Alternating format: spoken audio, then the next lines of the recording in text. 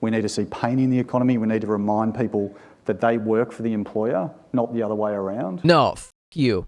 We need to remind employers that without their workers, all they got is an empty factory or an empty office building or an empty restaurant. You got nothing. You got jack without your workers. Someone posted this in the Discord. More Perfect Union shared this. We're seeing a surge in worker power globally, but that upsets some people. This businessman, speaking at a property summit, gross, is going viral for saying this. People decided they didn't really want to work so much anymore through COVID, and that has had a massive issue on productivity. You know, tradies have definitely pulled back on productivity. You know, they have been paid a lot to do not too much in the last few years, and we need to see that change. We need to see unemployment rise. Unemployment has to jump 40–50% in my view. We need to see pain in the economy. We need to remind people that they work for the employer, not the other way around. Oh my God. I'm going to try very, very hard not to say some TOS things in a second. I mean, there's been a systematic change where employees feel the employer is extremely lucky to have them, as opposed to the other way around. So it's a dynamic that has to change. We've got to kill that attitude, and that has to come through hurting the economy, which is what the whole global, you know, the world is trying to do. The governments around the world are trying to increase unemployment to get that to some sort of normality. And we're seeing it. I think every employer now is seeing it. I mean, there is definitely massive layoffs going off. People might not be talking about it, but people are definitely laying people off, and we're starting to see less arrogance in the employment market, and that has to continue. Arrogance in the employment market while you're sitting there in your fucking $2,000 suit. You got your 20 grand watch on your wrist. Still can't afford hair transplants because, my God, that is a fucked up hairline. And you have the gall to say that employees are arrogant and you need to kill that attitude. That you need to see pain in the economy, as if we don't already see at this very moment a crisis within the working class, that they cannot buy homes, that they cannot afford rent, that they cannot afford to eat, that they don't have health care, that in countries like America they are literally rationing their own health care or just choosing not to go to the hospital or to a doctor as if they have a fucking, you know, a practitioner that they can go to. We see a slight spike in union activity. And these motherfuckers are like, we need to see a 40–50% increase in unemployment to remind them who their betters are. We need to see unemployment rise. Unemployment has to jump 40–50% in my view. We need to see pain in the economy. We need to remind people that they work for the employer, not the other way around. No, fuck you. We need to remind employers that without their workers, all they got is an empty factory or an empty office building or an empty restaurant. You got nothing. You got jack shit without your workers. You can't even build a company without all the people you hire, from web designers to graphic artists to construction workers that literally build out your brick and mortar store if you even have one. If you're a fucking Sigma grind set, you know, drop shipping Andy, you literally need workers to, one, manufacture those fucking garments that you're going to drop ship, ship them to a warehouse, and then you need Amazon fulfillment centers to be able to fulfill those packages, and drivers for both UPS, USPS, FedEx, and Amazon delivery to be able to bring those to the fucking door. Every step of that process is labor. The only people who are taking advantage of that system is the capital owners, who just moved money around and didn't do shit to earn it. And we never ask where they got the money in the first place to do that. Fuck out of here, dude. Literally bagel slicer. That's it. No. We literally cut the heads off of monarchs for less than this shit. I mean, there's been a systematic change where employees feel the employer is extremely lucky to have them. Yeah, no. Also, to pretend like this isn't already the prevailing attitude that employers have. As if every fucking, like, middle manager, district supervisor, and fucking company owner doesn't have the attitude that their employees should feel lucky that they were benevolent enough to create a job. Is it one that humanity needs?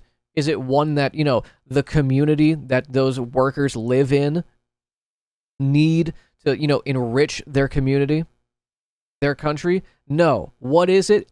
Bullshit jobs for bullshit pay. Just another thing to sedate the masses, be it a fucking, like, Frappuccino, be it, you know, the new Tesla Model 6 or 6XX, you know, Deus Ex Machina, a Techno Mechanicus bullshit. As if every landlord doesn't feel so fucking entitled to just walk into your home whenever they feel like it. Unannounced, no ask if you're fucking decent or if they can enter your home. No, just walk in and inspect the place. Tip your landlord, folks. Big landlord guys vibes for this guy. No, this is a very, like, let them eat cake kind of moment. Matter of fact, it's not even a let them eat cake moment. It's a maybe no bread, but we'll give them circuses. Matter of fact, no circuses. They just need to get back into the factory. It's giving Pinkerton is what it's giving. You know, sometimes I feel a boiling anger, you know? Sometimes I see bald fucks like this.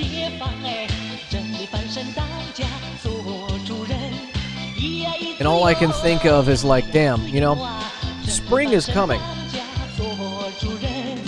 And I say we let 1,000 blossoms bloom, you know? You're literally asking for twice as many people being unemployed so that than they were during the Great Depression. Yes. Right now, unemployment is sitting around like 2%, 3% in America. During the Great Depression, it was around 24.9%. 50% unemployment is insane. Well, what he's saying is that it needs to rise by 40 or 50%. Now, if you are going to be charitable for even a moment and interpret that as it needs to rise 40 or 50% higher than where it is now, you know? So like to 4% unemployment, 5% unemployment, 6%. But if you really get down to brass tacks, no, it's like we need to melt the pores until they realize like we are your betters and they will not question like our authority. 13% rated child poverty in America and he wants more. We need to figure out who this guy is. Tim Gurner. Thank you, chat. Let's do a quick little Google search of my man, Tim Gurner. Let's see. We got a little Wikipedia. What do we got? Oh, okay. We got his LinkedIn. Let's see. Owner of Gurner TM. How creative. He's from Melbourne, Australia. Melbourne, Victoria, Australia. All right, fucking Bogans. You got to deal with this one, okay? He's your responsibility. Gurner. It's not your... Hang on. Okay, if we're going to read this, we got to do it right. Gurner is not your typical property development company. While being a major player in the industry with a pipeline of over $3 billion in projects under development, the team maintains a considered, measured approach to every project. Measured, like measuring the width of a trailer to put the pores into. Gurner TM values attention to detail and quality design over all else, and always carries this detailed sensibility across all aspects of design and construction. Gurner currently has over 4,500 apartments under development across Victoria, SSW, and Queensland. Jesus Christ, I can't read. With an end value of over $3 billion. With a number of new projects in the pipeline for 2017. Gurner prides itself on its strict acquisition criteria and will never compromise on quality of location or access to amenity. Each site the team selects must sit within 1 to 3 kilometers of the CBD and boast an active cafe and nightlife culture. It's a gentrification company. It's a gentrification property development company. Education, Carey Grammar, VCE, Queen's College, Melbourne University. On the company's site if you want it. Hell yeah. Ew. Ew. Okay, this is the website for Gerner. That guy's she company. Called me a communist in Ew, my own ew, home. ew, ew, ew, ew, ew. How have you not gone to Turkey, dude? How have you not gone to Beşiktaş? How have you not gone to fucking Istanbul or Ankara to get that fucked up hairline fixed? This is so gross. This square space. Okay, let's go to design. Let's go to design. It's all white marble and gold. It's white marble and gold. It's giving sterile. It's giving sterile. It's giving... I believe in taking care of myself, in a balanced diet and a rigorous exercise routine. In the morning, if my face is a little puffy, I'll put on an ice pack while doing my stomach crunches. It's literally American Psycho. This is more accurate.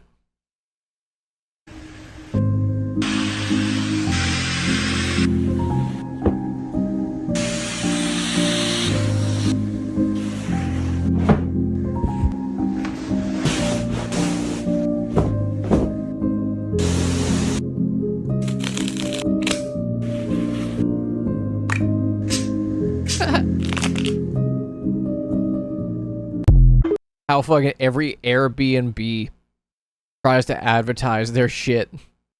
Every Airbnb slumlord is like in the pictures, and then you go to the Airbnb and it just looks like a fucking like a busted Motel 6. You'll appreciate this. Oh, I've been looking for this shit. Oh my god, thank you for this. Thank you. I have been trying to find this shit. Welcome to a game called Guess How Much It Is Now. I'm copying this trend from David Dowie, who did this in Buffalo, New York, about house flippers that are doing absolutely way too much. Here, we have a 5-bedroom, 3-bathroom, 3-story house in Kerrisdale. Beautiful, beautiful. Love it. Love the color, love the deck, love everything about this little like stone path backyard. It's great. Love it. Built in 1925. In Great. 1975, it sold for $65,000. Jesus H. Christ. $65,000. Here's your kitchen.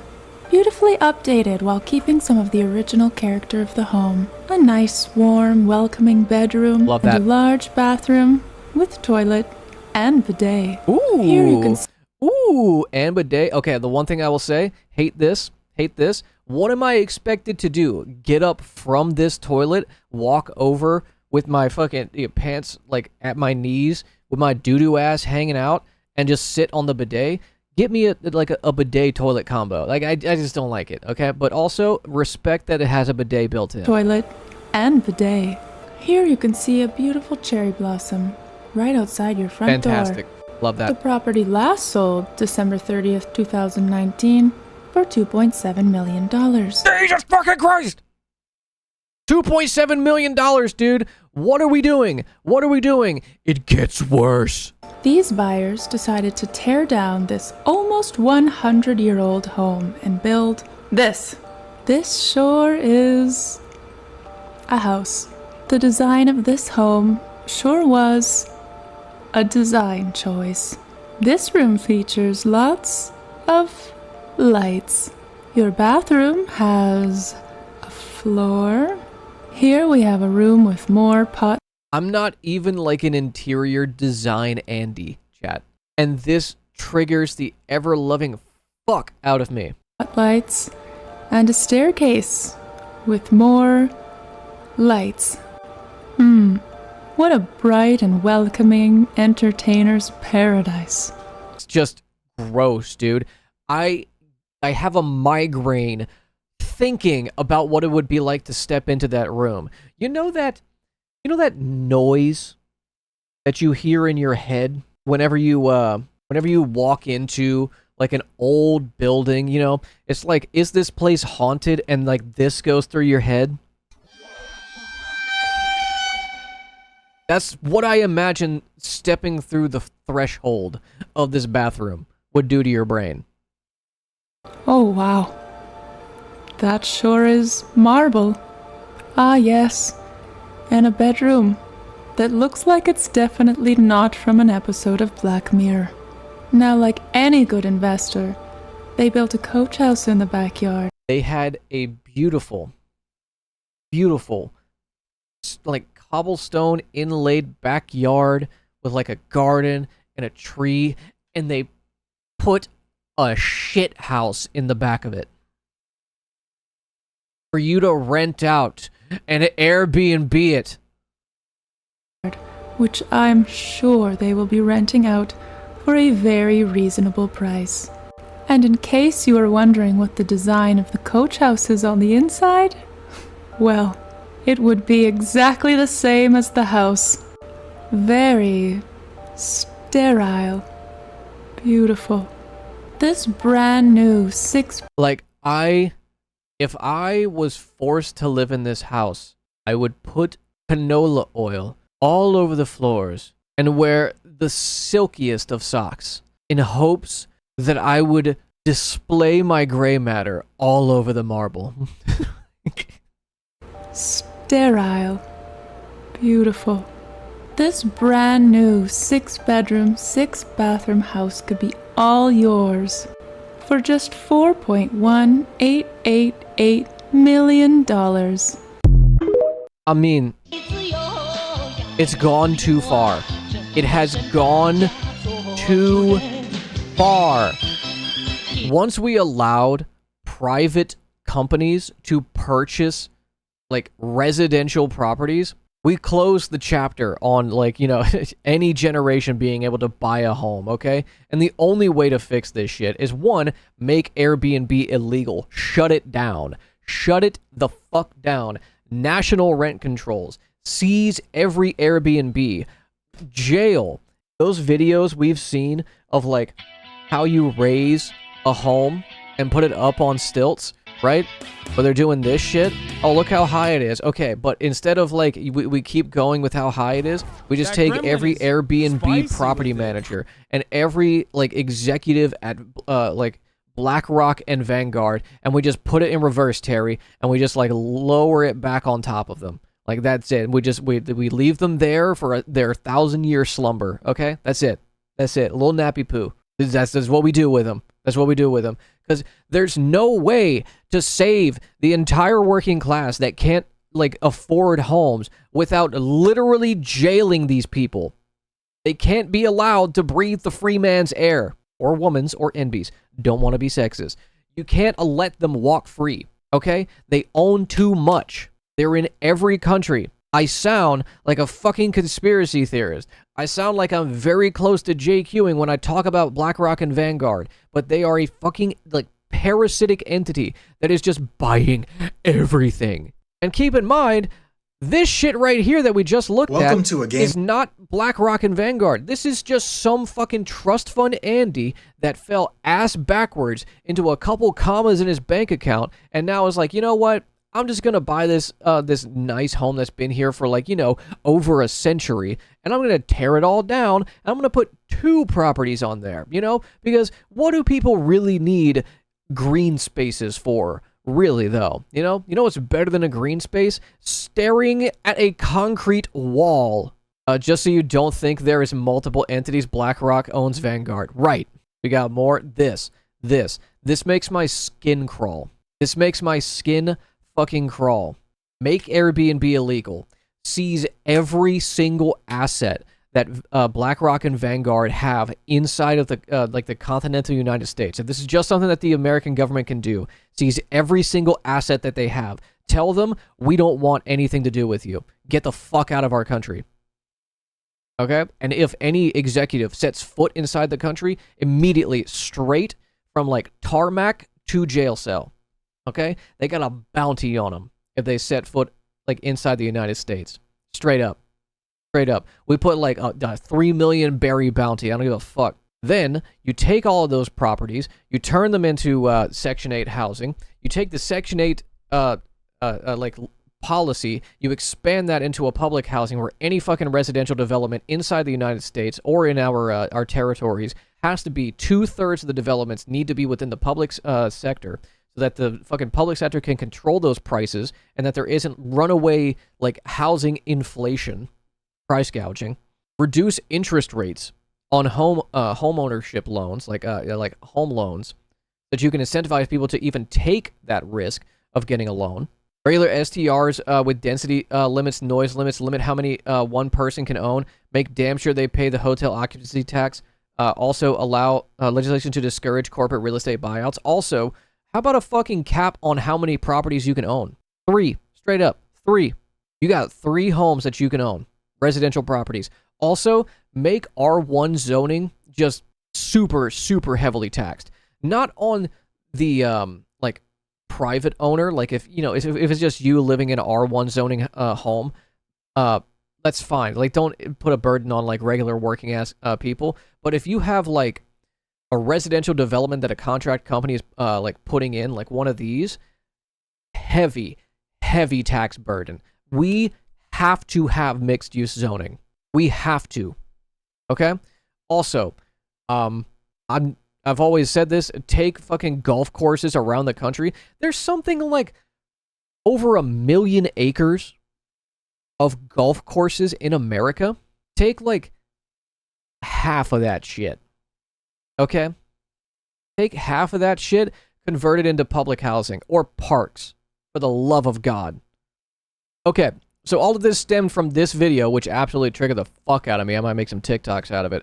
Might recognize Tim from other hits such as If You Want a House, Stop Buying Avocado Toast. Wait, that's him? That's him. Australian real estate mogul Tim Gurner advised young people to solve their housing woes by putting their $22 a pop toast towards a deposit thread. Oh my God, it is him. It is him. We are coming into a new reality where first home buyers, second home buyers, and a lot of people won't own a house in their lifetime. That is just the reality of where we're going. So you think that young people have now... It's just the reality, man. There's nothing we can do. There's nothing we can do. It's just the way it is. It's an immovable force of nature. Now got the prospect of never owning a home. Absolutely, when you're spending $40 a day on smashed avocado and coffees and not working. Of course, absolutely. When I had my first... Yeah. Because, like, your daily stop for that coffee in the morning, that one little treat that you get every day, that's what's preventing you from buying homes. Not international real estate conglomerates buying up every single vacant property before it even goes onto market. Outbidding every single person that actually lives in those areas. Business when I was 19. I was in the gym at 6 a.m. in the morning and I finished at 10:30 at night and I did it. Oh yeah, dude, yeah. This kid at fucking 19 years old was going, 6 a.m. to 10 p.m. Yeah, 100%. A thing that happened. I need his Wikipedia. I need Tim Gurner's Wikipedia. Avocado toast is the first thing that comes up, dude. As we said, he tends to prefer a crucially low profile. No further information related to his personal life, such as birthday, parents, and siblings. Oh yeah. There's some fucked up shit going on here. He's got some bodies. Oh, yeah. Earlier today at school, I saw a bumper sticker with Kirby, and it said, "Eat the rich," and I think this is relevant. Yeah. No birthday? Yeah. Is he even human? 7 days a week, and I did it till I could afford my first home, and there was no discussions around could I go out for breakfast or could I go out for dinner or whatever it was. I just worked. So what you're saying is you're a bit more driven than some of the people in the current generation. Look, I wouldn't say that they're not driven. I just think that the media and the current environment and lifestyle changes is definitely changed the next generation. I think it's very dangerous. I think it's dangerous for the economy, and I think it's definitely dangerous for their ambitions of owning property. And I think the problem with this generation is they want the 3-bedroom home in Malvern and Malvern East and Prahran and Alexandra and Sydney, and it's just not sustainable or realistic. So what you're saying... It's not sustainable for people to want a 3-bedroom home. Sustainable or realistic. Get the fuck out of here, dude. Get the fuck out of here. I can't believe how much this fucking... send me off, dude. Can we Clockwork Orange this into his eyeballs? Hey ladies, drop it down. U.S. national median rent versus annual household income. Just wanna see you touch the ground. Don't be shy, girl, go bonanza. Shake your body like a belly dancer. Hey ladies, drop it down. Just wanna see you touch the ground. Don't be shy, girl, go bonanza. Hey ladies, drop it down. Just wanna see you touch the ground. Don't be shy, girl, go bonanza. Shake your body like a belly dancer. Hey ladies. Well, that's crazy. Hold on. Drop it down. Hold on. I thought everybody was hurting during the dot-com bubble. I thought we were all struggling. I thought we all had to pull ourselves up by our bootstraps. That's weird.